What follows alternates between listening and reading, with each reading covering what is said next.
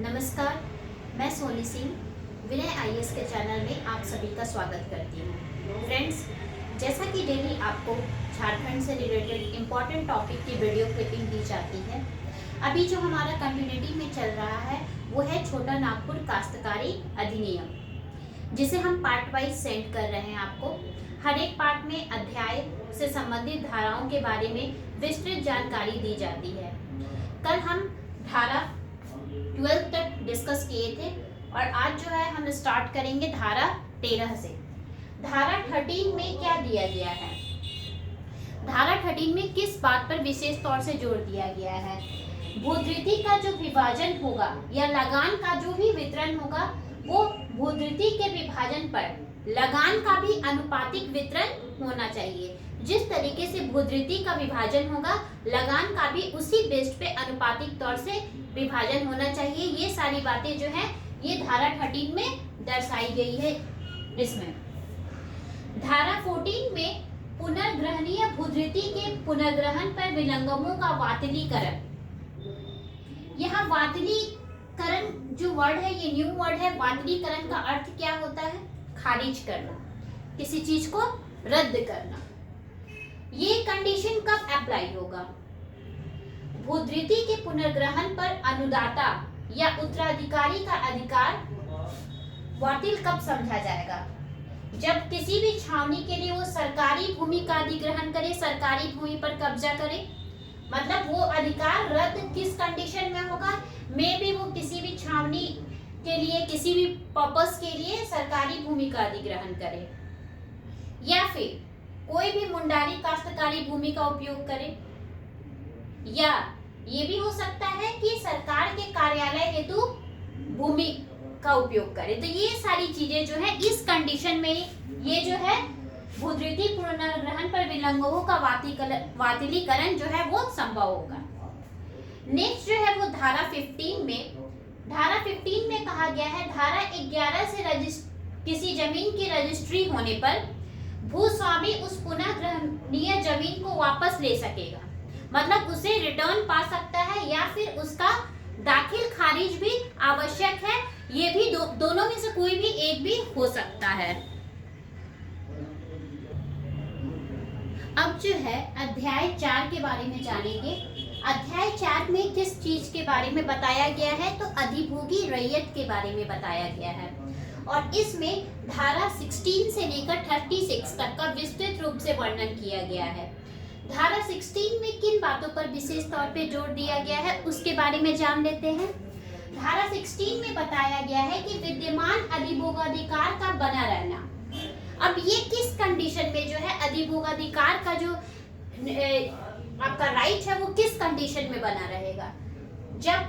जब प्रत्येक रैयत को भूमि में अधिकार प्राप्त होने के लिए 12 वर्षों तक खेती की क्रिया जो होनी चाहिए ये कंपलसरी होगी, तभी जाकर वो अधिभोगाधिकार का उसको राइट प्राप्त होगा। धारा 17 में बंदोबस्त रैयत की परिभाषा को परिभाषित किया गया है। अब उसको किस तरीके से परिभाषित किया गया है? ऐसा रैयत जिसने इस नियम के लागू होने के पहले या फिर लागू होने के बाद 12 वर्षों तक लगातार उसे भूमि धारण किया हो। किसके? ये नियम लागू होने के 12 years before and 12 years after, तो वो क्या कहलाएगा? वो भूमि जो है बंदोबस्त रैयत कहलाएगा। Okay, clear? अब आते हैं हम धारा 18 में। बहुत सारे इसके उपभाग भी हैं, लेकिन जो इम्पोर्टेंट है उसी चीजों के बारे में मैं बता रही हूँ। इन धाराओं में किन किन चीजों के बारे में जिक्र किया गया है ये चीज ज्यादा इम्पोर्टेंट रखती है। जैसे कि आपका क्वेश्चन पूछा जा सकता है कि बंदोबस्त रैयत की परिभाषा को किस धारा में विस्तृत किया गया है, किस धारा में बताया गया है? तो हमारा आंसर हो जाएगा धारा 17। या फिर धारा 17 में किस रैयत को परिभाषित किया गया है, किसके बारे में वर्णन किया गया है? तो धारा 17 में है बंदोबस्त रैयत को परिभाषित किया गया है। धारा 18 में कतिपय दशाओं में भूइहरों तथा मुंडारी खूट कटीदारों का बंदोबस्त रैयत होना। अब ये किस कंडीशन में फॉलो अप होगा? ये किसी गांव की ऐसी भूमि जो मुंडारी खूट कटीदार काश्तकारी का भाग नहीं होगी, इस चीज पे ध्यान दीजिए। एवं इस अधिनियम, ये नियम या फिर इसके पूर्व किसी भी मुंडारी खूट कटीदार काश्तकारी की प्रविष्टि एवं उसके साथ साथ और क्या चीज उसमें ऐड किया गया है, 12 वर्षों तक वो भूमि धारित करता हो, तब जो है ये किसका कंडीशन, ये क्या कहलाएगा, बंदोबस्त रैयत भूमि, वो इस कंडीशन में भी कहलाएगा। तो ये था धारा 18।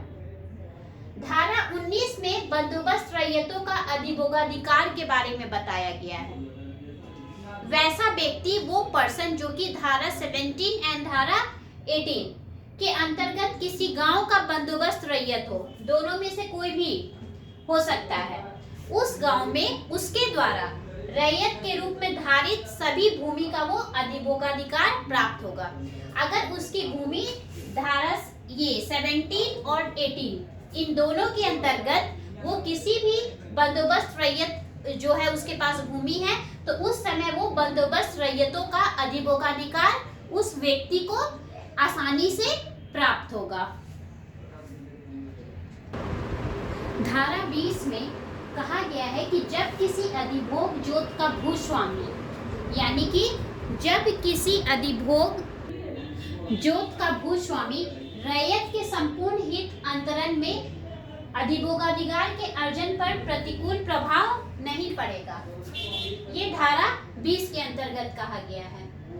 धारा 21 में भूमि के उपयोग के संबंध में अधिभोगी रैयत का अधिकार किस कंडीशन में फॉलो अप होगा, किस कंडीशन में मान्यता प्राप्त होगा, जब कोई रैयत अपनी अधिकारित भूमि, जिस भूमि पर उसका राइट है, को स्थानीय रीति से काश्तकारी के लिए उपयोग में लाती है, मतलब जो भी रूल्स एंड रेगुलेशंस है उसके अकॉर्डिंग यूज में लाती है, उसका उपयोग करती है, जैसे कि कृषि कार्य, ईंट, खपड़ों का निर्माण, बांध का निर्माण, पानी पीने, घरेलू कार्य, मत्स्य पालन के लिए या फिर कुटीर उद्योग के अर्थ में, तो ये भवन बनाने के संदर्भ में कर सकता है। ये सारे कार्य जो है ये इसके अंतर्गत आते हैं धारा 21 के अंतर्गत। ओके, धारा 22 में यानी कि धारा 22 में बेदखली के बारे में बताया गया है कि अधिभोगी रैयत को भूस्वामी द्वारा जोत से बेदखल नहीं किया जाएगा। किस कंडीशन में, किस कंडीशन में बेदखल नहीं किया जाएगा, यदि वो रैयत जो है, जो भी भूमि का मालिक है, भूमि का उपयोग धारा 21 के अंतर्गत किया हो, इस धारा के अकॉर्डिंग उस भूमि का उपयोग जो है, जो रैयत है उसने भूमि का उपयोग इस धारा के अकॉर्डिंग अगर किया हो, तो उस समय जो है उसे भूमि से बेदखली नहीं किया जाएगा, उस पर वो अधिभोगाधिकार उसको प्राप्त होगा। किसको, जो उसका भूस्वामी है। धारा 23 में मृत्यु हो जाने पर अधिभोगाधिकारी का न्यायगत होना। मृत्यु हो जाने पर अधिभोगाधिकारी को किस तरीके से न्याय मिलेगा, किस तरीके से उसके सारे जो जायदाद है, संपत्ति है, उसका वितरण होगा।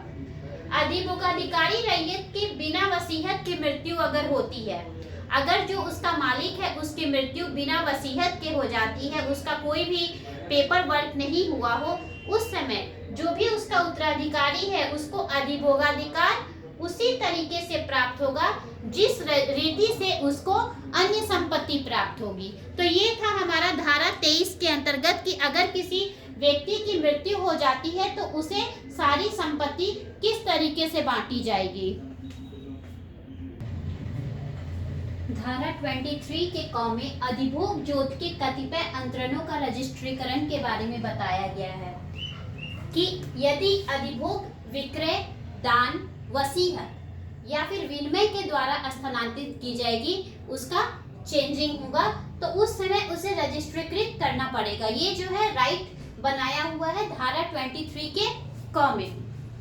धारा 24 से लेकर 36 में, धारा 24 से लेकर 36 में बताया गया है कि लगान का निर्धारण, लगान वृद्धि या फिर उसकी कमी का कारण क्यों होता है, कैसे होता है, उसके उपायुक्त का अधिकार, इन सभी के बारे में धारा 24 से लेकर 36 में बताया गया है तथा इसके निवारण को भी इसमें समझाया गया है। नेक्स्ट वीडियो में आपको नेक्स्ट अध्याय जो है आपका 5वां अध्याय हम पढ़ेंगे और जो हमारा धारा है 37 से स्टार्ट करेंगे। Thank you.